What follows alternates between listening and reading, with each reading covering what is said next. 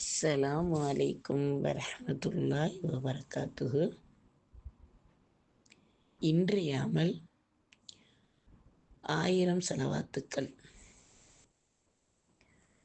கண்மணி நாயகம் ரசூல் ஸல்லல்லாஹு அலைஹி வஸல்லம் அவர்கள் பெயரில் எந்த நாளும் ஸலவாத்தை கொண்டு துவங்கி ஸலவாத்தை கொண்டு நிறைவு செய்யக்கூடியவர்களாக வாழக்கூடிய நாம் இன்று வெள்ளிக்கிழமையில் அதிகமாக ஸலவாத்துக்களை ஓத வேண்டும்.